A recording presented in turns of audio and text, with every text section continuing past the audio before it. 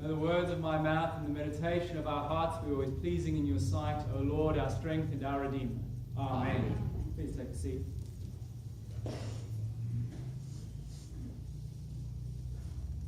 I actually want to start today with the Genesis reading. Genesis chapter 2, 15 to 17, and then 3, 1 to 7. And what I'd like to do is I want to start with some deconstruction and then perhaps look at some reconstruction. This is a story that we all kind of know. You can tell we all know it because it's in things like The Simpsons, and there are references to it in various different movies and artwork. And the first thing I want to do is I want to deal with some of the things that it doesn't say, but that people often think it does. So the first one, of course, is the apple tree. If you're like me, at some stage you've drawn this scene, maybe in Sunday school, and you drew an apple tree, didn't you? It wasn't an apple tree. I mean, look, we don't know what it was, but it's not an apple tree. Now that's a small thing, but it's a good place to start because let's actually see what the Bible says. If we're going to take it seriously, we should at least see what it has to say. All it says is it's the fruit of the tree of knowledge of good and evil. I must admit, apple tree is a much shorter and easier thing to say. The next thing I wanted to say about that, though, is there has been a stream within Christianity that used this story to justify an anti-woman approach to things. They went, see, it's Eve's fault that we ate the apple, and therefore women are evil.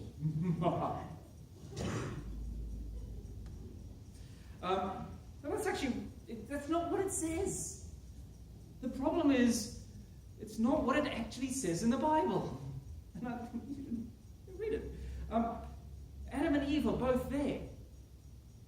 And if Adam knows he's apple intolerant, because God told him, don't eat that fruit, he knows. So I figure, I don't react so well to dairy. And every now and then I go, you know what, I'm just going to live with the consequences because ice cream. Adam made the same choice. He says, I know I'm apple intolerant, but I'm just going to cope with the consequences. Maybe he just doesn't quite understand the consequences, and they are particularly different than the dairy consequences for me and for other people. But Adam's there. So if you want to use this as an excuse to sort of justify an anti-women agenda or something like that, you're going to have to put in a lot more effort, is all I'm saying, because it's not there. The next one that I want to very quickly deal with in kind of deconstructing this is that there are a lot of people who think that if you could invent a time machine, you could go back in time and you could watch this conversation between Adam, Eve, and God, and that's not what it says. And the clue and the problem for people is in the names. You see, we think of Adam and Eve as names, and they're not. They're archetypes. They stand in for what it means to be humanity. And the names mean a man and a woman. Not a man whose name happened to be Adam. It's a man, and a man who's created of the earth, and a woman who is alongside. So we have this picture that this is history, and it's archetype. It's explaining something about where humanity is today. It's not so much to do with what happened a long time ago as how do we understand where we're at today. And this is where I want to start to do some reconstructing. A lot of people look at this story and they say, this is the moment where it all started to go wrong. It's all been all downhill since here. And it doesn't actually say that. That's one way of interpreting it. You know the phrase, a picture tells 1,000 words? Well, a story's 1,000 pictures, but they're not always super clear, and it's open to interpretation. So one interpretation of this is, yes, This is the story that describes the moment that humanity brings all of creation into disunity and disorder. But the other story says this is the moment where we reach for our God-created destiny, and we start a journey that doesn't always run smoothly. But we start. You see, in the gospel passage, Jesus says, "Man shall not live on bread alone, but on every word that comes from the mouth of God." And if you read the beginning of John's gospel, it talks about the Word of God being Jesus. And if you read the passage just before this in Genesis, God creates by speaking. And human beings are one of the few creatures that can actually have a conversation. And God breathed into us, and we were a bit like God. And so Adam and Eve eat the apple, and they become a bit like God. They actually gain what they should from the fruit, the knowledge of good and evil. Prior to that, they don't know. They don't know what's right and wrong. But now they do. So being a bit like God, knowing the difference between good and evil, and also being a bit like God, being involved in the process of creation, these are profoundly important things. We have a responsibility. Because you can't just sit there and go, well, that's evil and I'm not going to do anything about it. Because then you're complicit. You can't sit there and go, well, I know the right thing to do, but I'm too lazy. Because then you're complicit in the right thing not being done. The question isn't what happened. Somebody tried to work out when might this have happened, and they came to like 6,245 years ago, or something like that. The question isn't what happened. The question is, where are we now, and how do we move forward?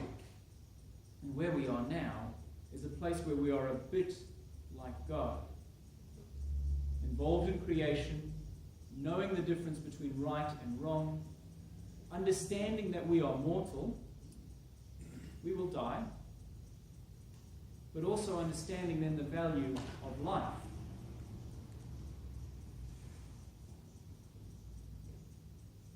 Now, for many people, that passage is read as the first steps on a journey with God. And the idea is God has this desire for a path that humanity would walk. And humanity doesn't quite always hit the path as it should. We walk off in various different directions. But God is loving, and God brings us back to that path. And the most significant act of bringing us back to that path is in Jesus Christ. So we come to the Gospels, and we get this Jesus being tempted in the wilderness for 40 days. Now, he's just been baptized, and the first thing he does is he goes off to fast for 40 days in the wilderness. And he's hungry. I'm starving. This is the start of his ministry that comes out of his baptism. When we are baptized, we receive a vocation, a calling from God to be involved, to do something. And for each of us it is different. For each of us, our vocation is different because it reflects our unique talents and gifts and flaws and all those things. But always it has at least two components to it that we get from Genesis. One is that we see good and evil and we do something about it, and that we're involved in the process of creation. Now, there are many very, very good sermons on Jesus in the wilderness, and very many different interpretations of how we understand these threefold temptations. But I'm not going to crib one of those sermons this year. Not that I'm against cribbing a good sermon, I call it doing research, but I actually want to focus just on that one idea, on that man shall not live on bread alone, but on every word that comes from the mouth of God. Many pictures of our relationship with God tend to be mechanistic, if you will.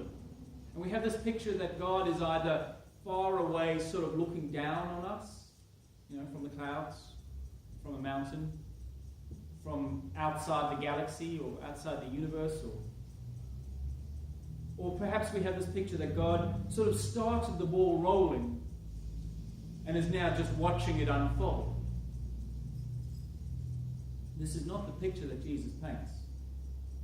The picture is that at every moment we live by the grace of the words of God that are being spoken.